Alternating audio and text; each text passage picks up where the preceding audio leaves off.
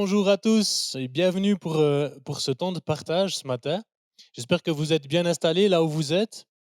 Le titre du message ce matin, c'est Écoute, Dieu te parle.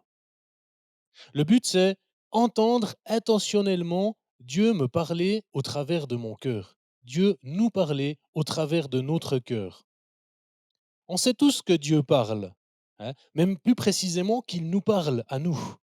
On sait que Dieu, il n'a pas de bouche, mais pourtant il parle et nous pouvons l'entendre. Lorsqu'on traverse les Écritures, on trouve un peu partout des textes qui nous montrent que Dieu il interagit avec des hommes, avec ses créatures. Une preuve en est d'ailleurs la Bible elle-même. Le point culminant des Écritures, c'est l'incarnation de Dieu en la personne de Jésus-Christ. Dieu présent physiquement sur terre, communiquant avec ses disciples et avec les foules. En ces temps-là, on ne se posait pas tellement la question si Dieu parlait, mais si c'était Dieu qui parlait. Ceux qui avaient reconnu le Messie en la personne de Jésus écoutaient Dieu. Les autres, c'était un homme sage, ou pour certains, un imposteur. Mais qu'en est-il pour nous aujourd'hui? Une bonne partie de la société doute déjà que Dieu existe, mais de là à ce qu'il nous parle personnellement. Et pourtant, et pourtant, c'est un paradoxe, parce que la société d'aujourd'hui a une soif de spiritualité. On découvre toutes sortes de pratiques spirituelles qui s'installent un peu partout.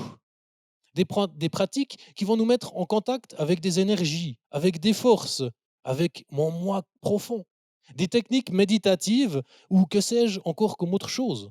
Le monde a soif d'écouter Dieu lui parler. Bien souvent, notre système religieux a limité la prière à un monologue. On parle, on parle. Alors c'est déjà bien de s'adresser à Dieu, mais on lui parle parfois sans cesse, mais lorsqu'il s'agit de l'écouter, c'est plus compliqué. Lorsque l'on doit vraiment compter sur notre écoute de Dieu dans notre quotidien pour prendre des décisions, pour apporter une orientation peut-être à notre vie, ça provoque toutes sortes de choses à l'intérieur de nous. Il y a du stress, il y a des doutes, il y a des paniques, des peurs. Parfois, c'est comme si tout à coup, on n'entend plus rien. C'est un peu le blackout. On ne sait plus trop où on en est. Et pourtant, la vie de disciple implique d'être en relation étroite avec le maître. Si les enfants se trouvent dans leur salle de classe avec un casque et puis de la musique sur les oreilles, ils vont pas comprendre grand-chose de ce que le maître va leur communiquer.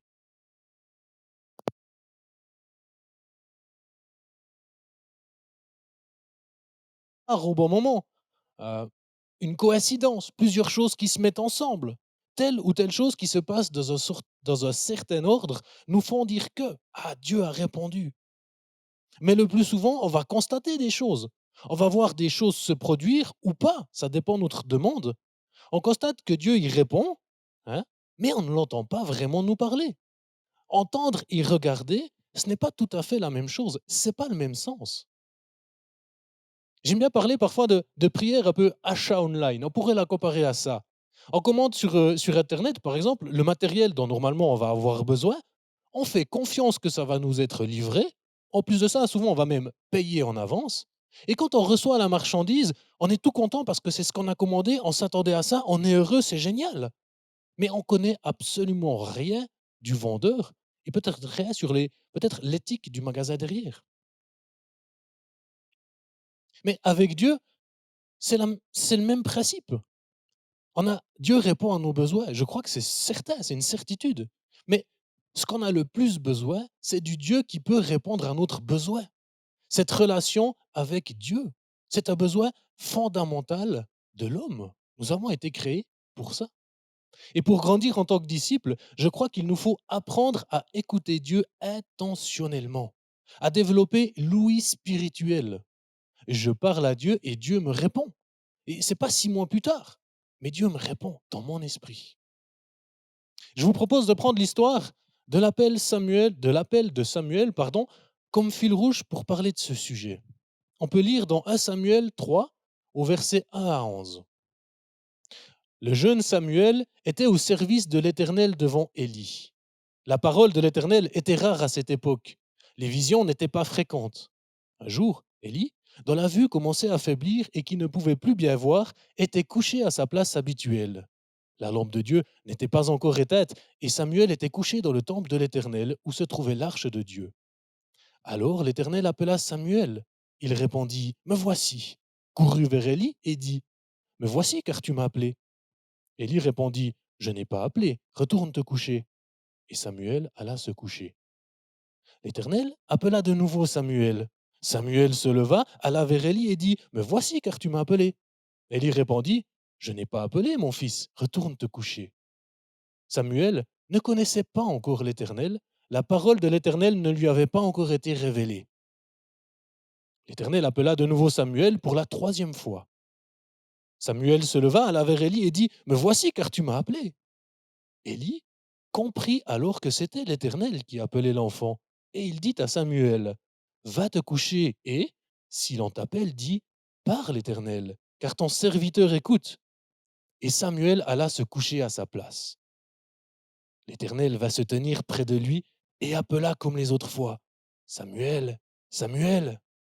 Samuel me répondit, parle, car ton serviteur écoute. Alors l'Éternel dit à Samuel, qui ne rêve pas parfois que Dieu nous parle comme ça? Et ce matin, si c'était votre prénom qui résonnait deux fois, que feriez-vous? Le premier point que j'ai envie d'aborder, c'est où Dieu nous parle. Dans le texte, on voit Samuel qui se trouvait dans le tabernacle, le temple portatif du peuple d'Israël de l'époque. Il est appelé aussi tente d'assignation. C'est le lieu assigné, désigné à la rencontre entre Dieu et son peuple. Samuel, depuis tout petit, était consacré, mis à part pour le service de l'Éternel.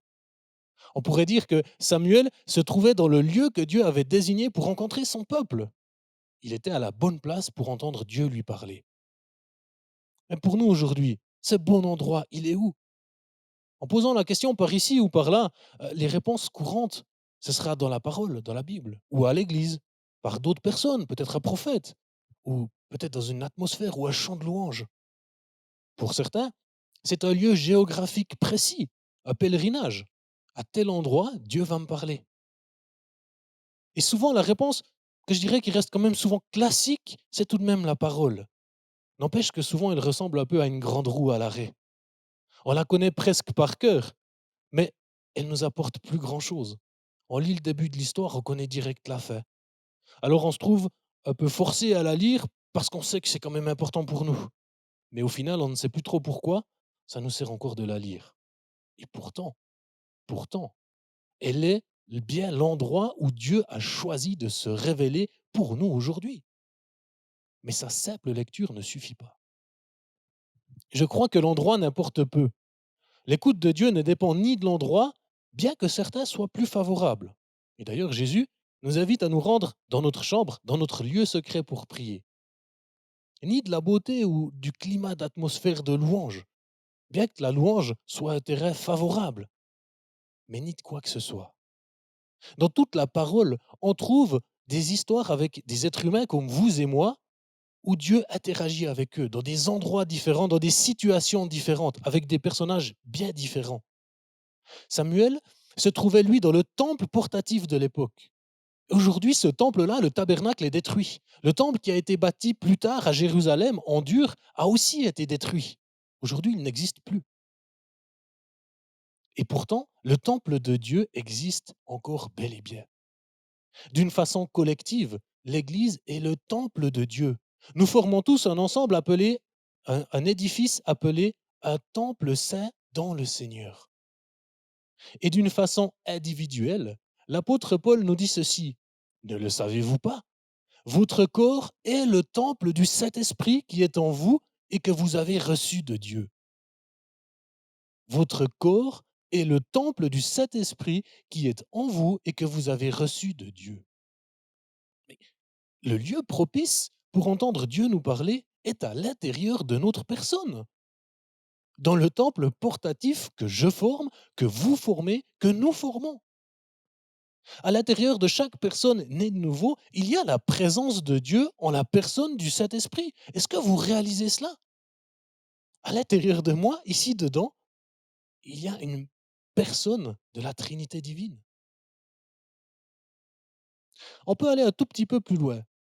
Les Écritures décrivent l'homme en deux parties. Il y a la partie physique, dite matérielle, hein, le corps, scientifiquement palpable, explicable, démontrable, et la partie immatérielle, qui n'est pas matière.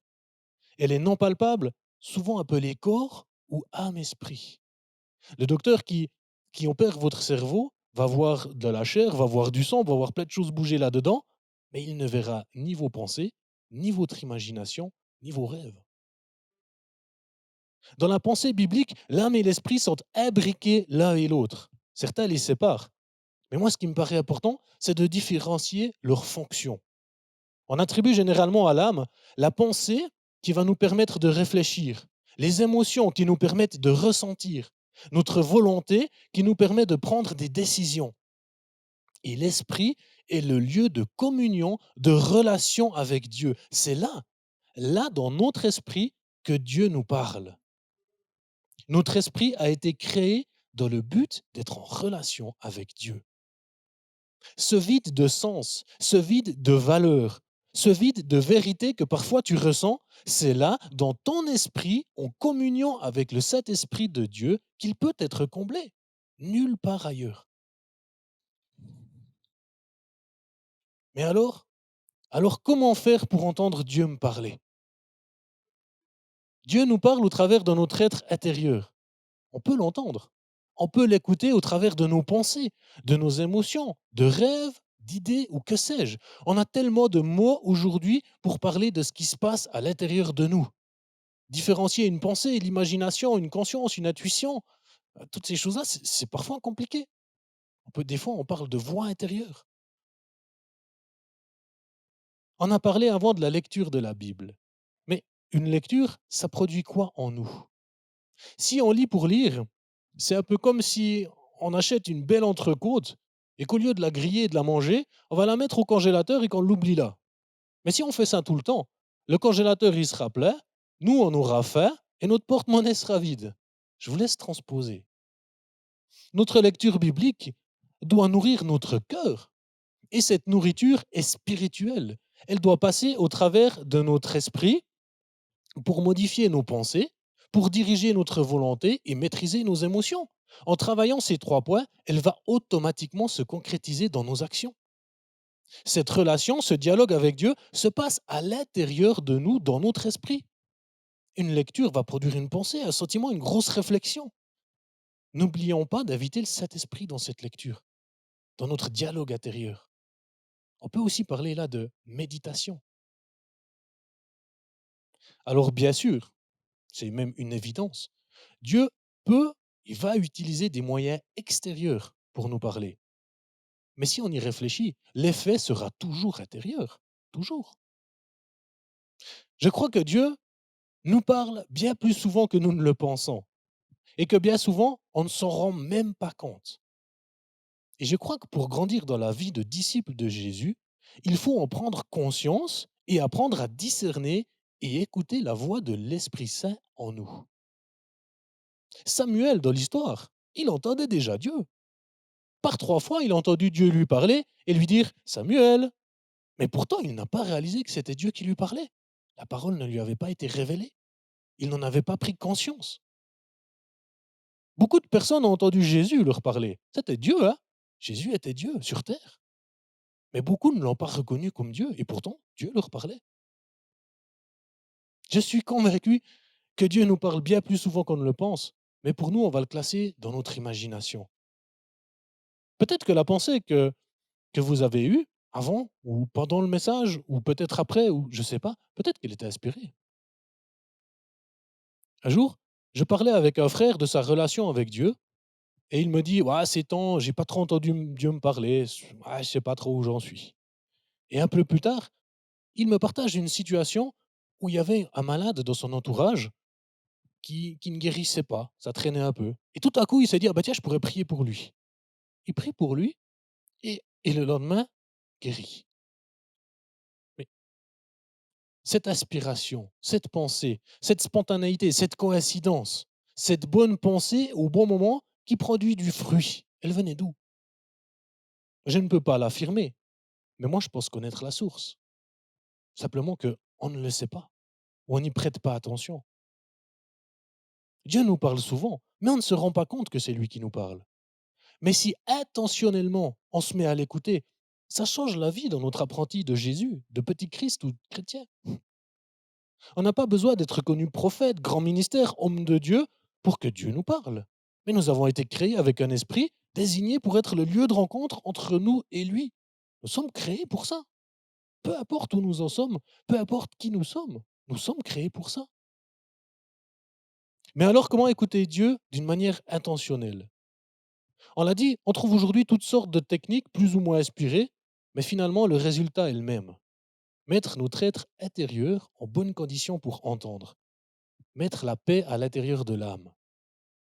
Quelqu'un m'a partagé une fois et il m'a dit, mais quand on se balade dans la forêt, dans la nature, avec le bruit des oiseaux, les feuilles, le vent dans les feuilles qui font bouger et tout, il me dit, cette atmosphère-là, sans voiture, calme, la paix, si dans ton cœur, c'est ce climat-là, c'est dans cette atmosphère, c'est un terrain favorable pour entendre Dieu nous parler. Pourtant, c'est bien compliqué d'avoir ce climat-là. À partir du moment où l'on choisit, où l'on intentionne d'écouter Dieu, bah, souvent à l'intérieur de nous, tout va un peu s'agiter. C'est comme si dans nos pensées, on va tout à coup tout remettre en question. C'est bizarre, bah, ça paraît trop simple. Ou bah, je suis en train un peu de perdre la boule, je me parle tout seul, ou je sais pas quoi. Mais quelle prétention j'ai pour que Dieu me parle? Certaines fois, à force d'écouter, on se décourage parce qu'on a l'impression que Dieu ne parle pas. On écoute tellement que plus aucune pensée ne passe. On reste là pendant 10 minutes, rien, Dieu ne parle pas. Mais on s'attend tellement à quelque chose d'inconnu, de nouveau, de spécial, de bizarre, qu'on fait taire toute idée, toute voix, toute image qui pourrait traverser notre esprit et on fait taire tout ce qui passe. Mais si Dieu parle à notre esprit, comment voulez-vous qu'il vous passe, qu'il vous parle? Il faut bien à un moment donné commencer avec ce qu'il nous met à l'esprit. Certains s'attendent aussi à une voix audible. Ah, alors ça, c'est possible. Une personne que je connais m'a dit avoir entendu une fois Dieu lui parler audiblement, une vraie voix, on se comprend, une voix physique. Mais il semble que ce soit pas le moyen le plus courant. Bien sûr que ça arrive, mais c'est pas le moyen le plus courant. Pour ma part, à titre personnel, j'ai toujours entendu Dieu me parler avec mes oreilles spirituelles.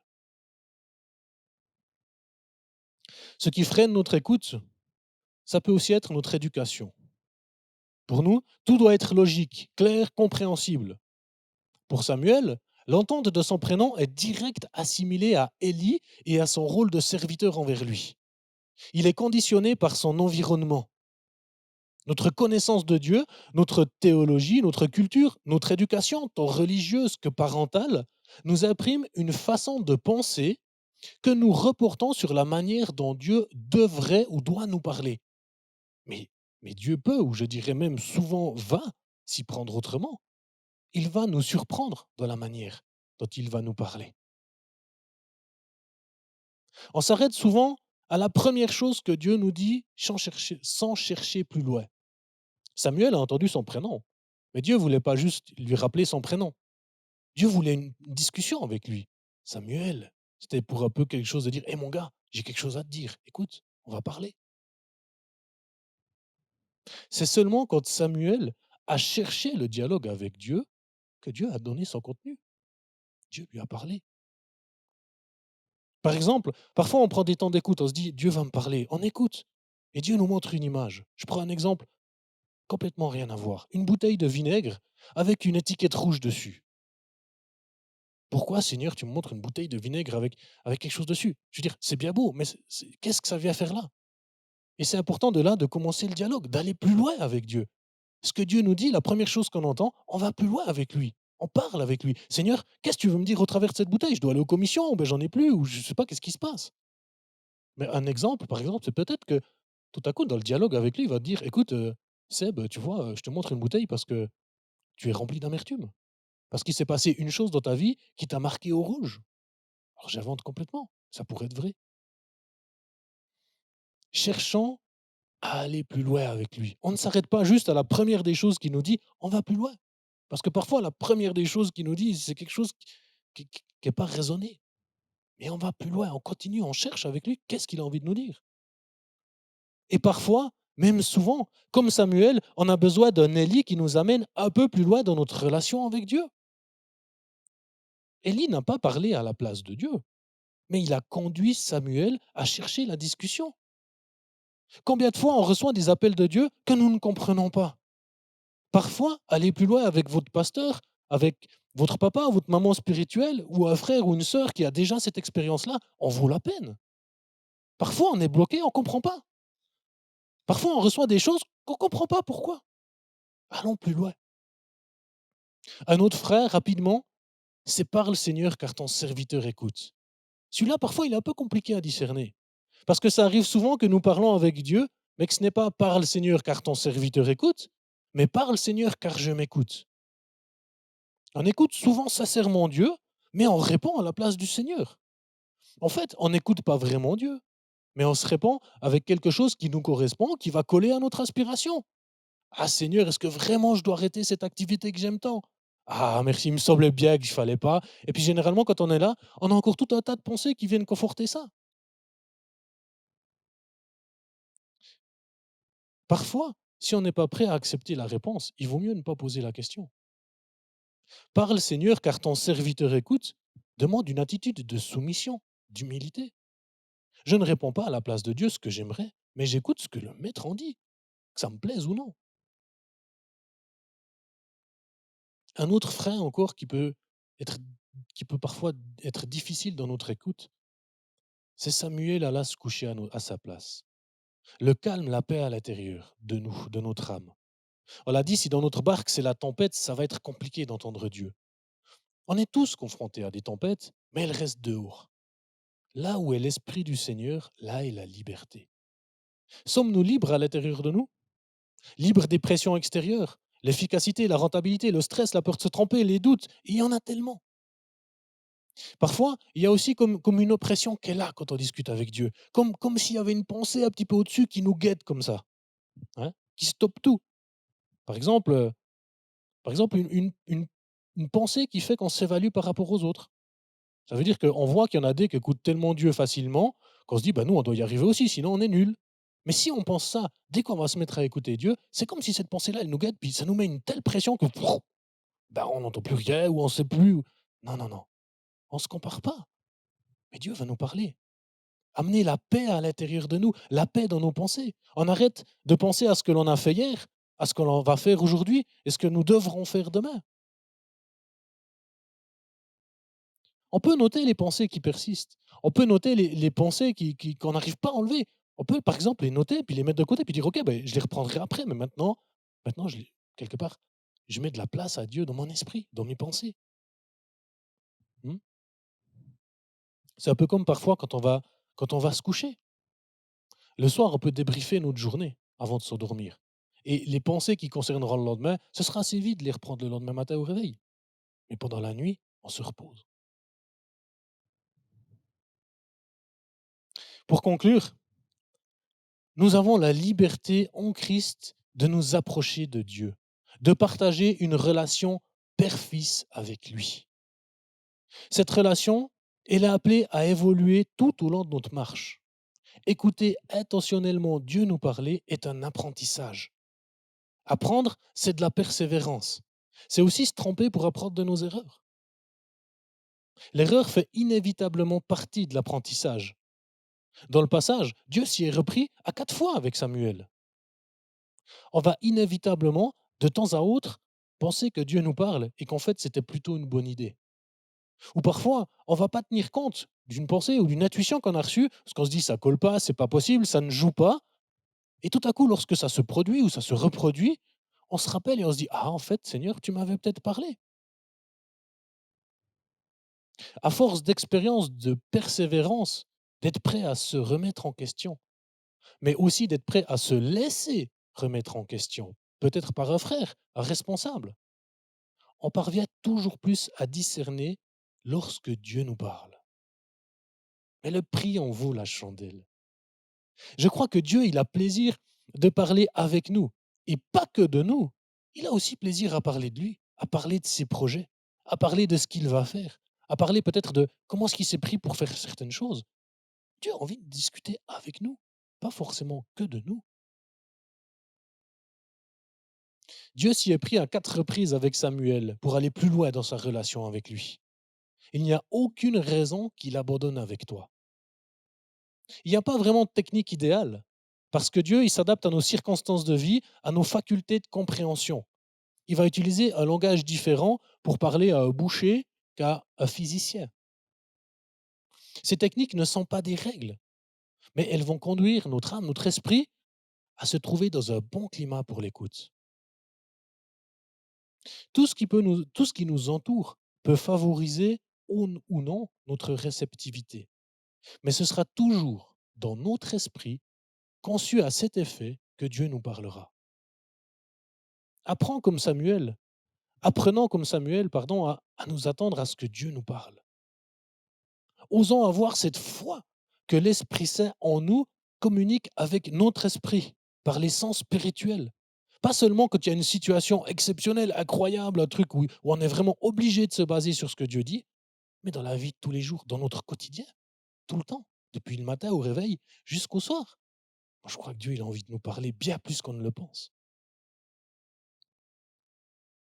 Je vous encourage là où vous êtes à, si vous avez jamais entendu Dieu vous parler, cette voix, cette pensée de l'Esprit Saint dans ton être intérieur, peut-être cette impression, cette intuition qui parfois est inexplicable, ben, je t'invite là où tu es, à laisser de côté toutes les pensées qui te retiennent et simplement, par la foi, de dire: «Parle Seigneur, ta servante, ton serviteur écoute» et reçois ce que le Saint-Esprit met dans ton cœur.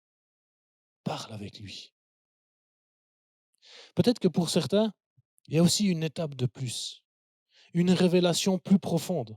Peut-être que vous êtes déjà au service de l'Éternel, vous êtes déjà à entendre sa voix, vous connaissez à bout, mais le Seigneur aimerait aller plus loin avec vous, aimerait se révéler plus, aller plus profondément, vous révéler des choses que peut-être vous n'avez même pas imaginé qu'il pourrait vous dire. Cherchez la discussion avec lui. Prenez du temps pour parler avec lui. Écoute ce matin, parce que Dieu te parle. Et je vous repose la question. Si ce matin, c'est ton prénom qui résonne 2 fois, que fais-tu? Bonne journée.